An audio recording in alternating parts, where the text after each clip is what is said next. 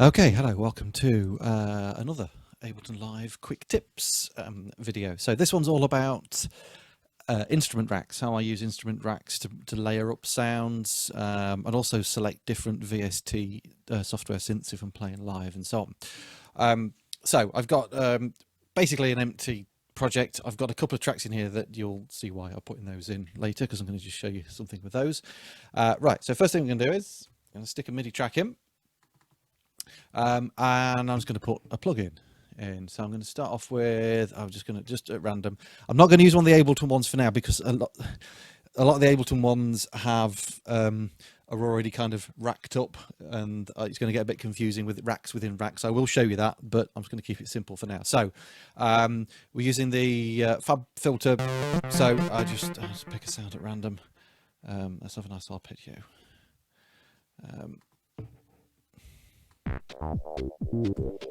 Okay, that'll do.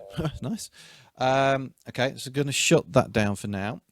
So what I want to do is we're going to look at, first of all, of kind of having two VSTs loaded within the same thing, and then what we can do, things that we can do with those. So first thing I've got to do is I've got to create an instrument rack, because if I just drag another VST, I'm going to use a Roland, the Pro Mars for this.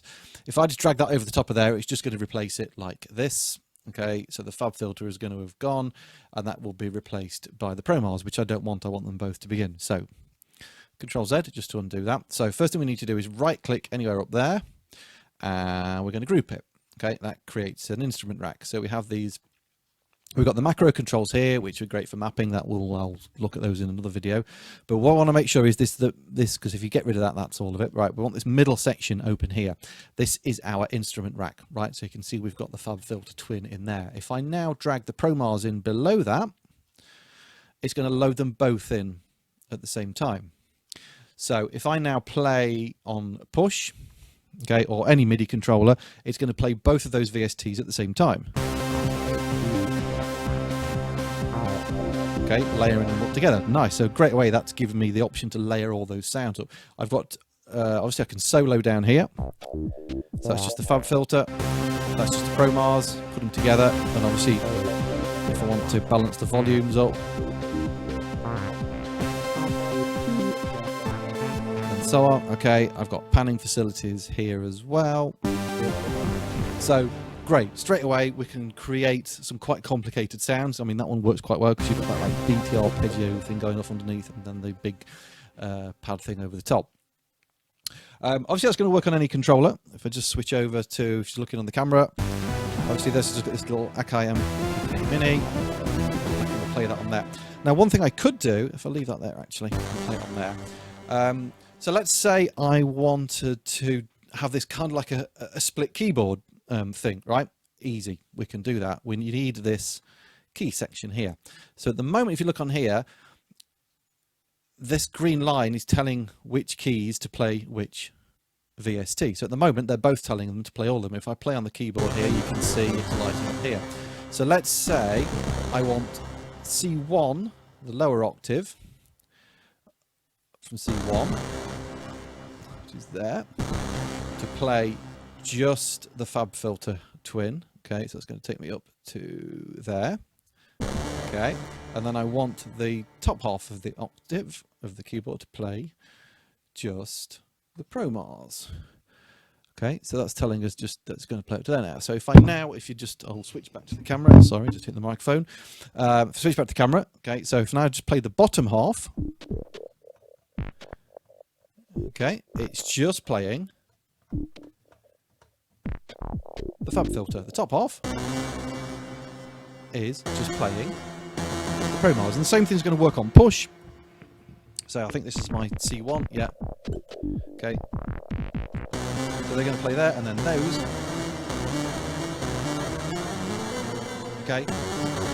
Are going to play the Pro Mars, and obviously, if I want, then I can layer them together, doing it that way. So I can assign different sections of the keyboard to different bits using this thing here. I can also do, if I'm just going to drag that out, I was going to actually just quickly undo a load of times.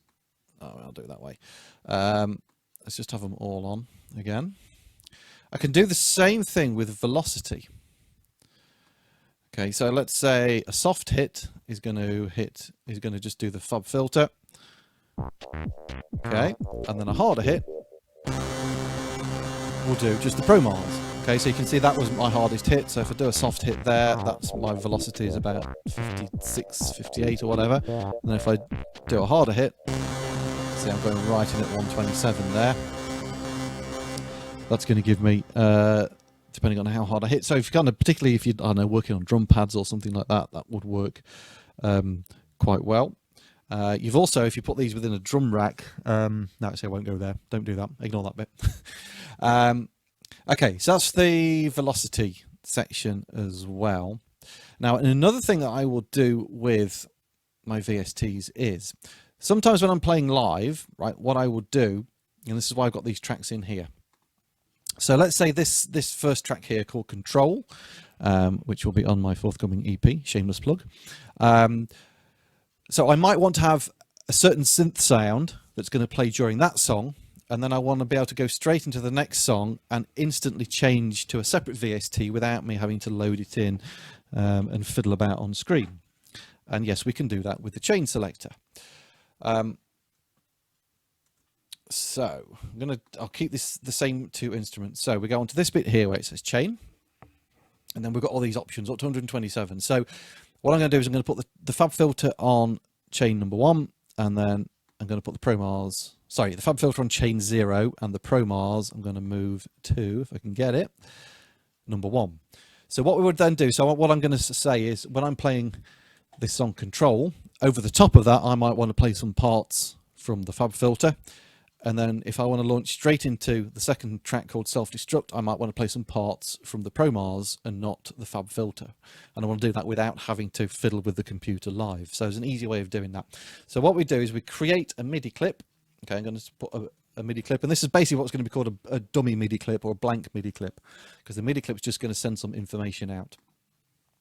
So for this one, okay, we need to make sure that the envelope is open. And in here, we want to choose the instrument rack and then the chain selector down there. And we put a little node in there, and that's on 0. So when I now launch this track, it's going to tell the instrument rack to only play the fab filter. Okay. For this track, for the second one, we're going to say I want to have just the Pro Mars playing. So again, we do the same thing. Instrument rack there, chain selector, and we would put that on chain number 1. Got to make sure it goes all the way across like that. So if I now launch this first one, oh, hang on, no, hold on. No, I've got loads of MIDI coming in. Let me just change my MIDI. It should just be on push. That's better. Okay, so what's happening? This clip has now told the chain selector down here. If I just okay, so if I'm playing now, I was just playing this on push, you can see on the camera, that's playing just the fab filter twin. If I then want to go to the next track,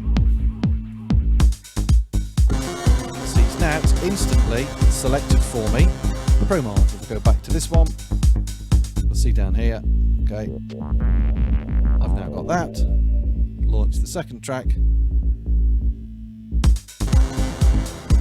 Okay, so I could have like 10 tracks with a separate VST for each one, and all I need then is one instrument rack with all those in, and then you have a separate number for each one, dummy MIDI clip, and as long as you remember to launch the clip, because if you're just launching it as the scene like that, it will then give you the, it will select the correct one for you, instead of you having to sort of go in here and do it manually, which obviously in a live situation you don't want to do.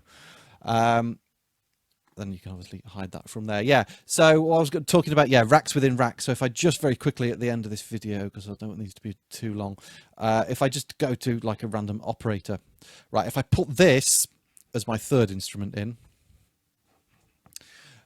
okay, so you can see this Andromeda space pad is actually made up of 2 different synths as well. So we've now got an instrument rack within this instrument rack, which is where it starts to get a bit confusing. So When I've got that one selected, as you can see, it's giving me all the info on that. If I select that one, it's just giving me the promars. If I select that one, and so on. Okay, so all you got to remember is it's kind of just read it from left to right, right? And remember, this is just that bit on its own. So when you got that selected, you might, you know, might not want to have everything open, but just be aware that you can have racks within racks within racks, which is the brilliant thing. This is what I love about Ableton Live, is that it's so flexible. And I generally find that if you can imagine it, it can do it.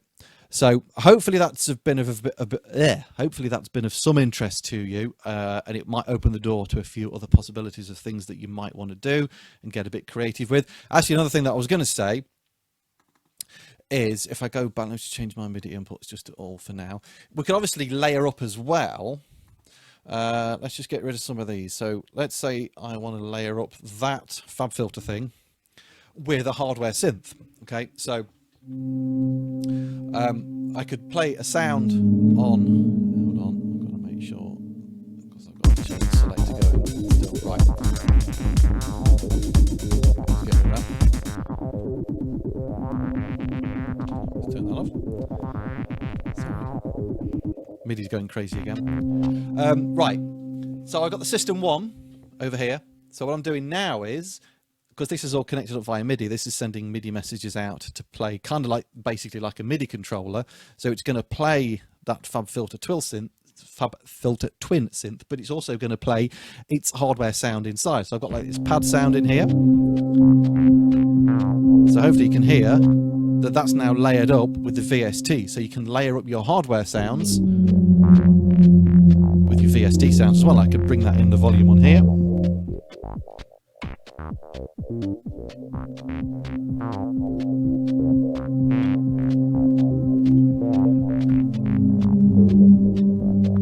Okay, so obviously masses of possibilities for layering sounds upon sounds upon sounds and so on. So yeah, like I say, hopefully that has been of a bit of interest to you and will open up the doors to some creative possibilities for not only layering sounds but also some live performance techniques as well, for instantly switching between your VSTs at the press of a button. Okay, thanks for watching. Please like, please subscribe, share the videos around, and I will see you on the next one.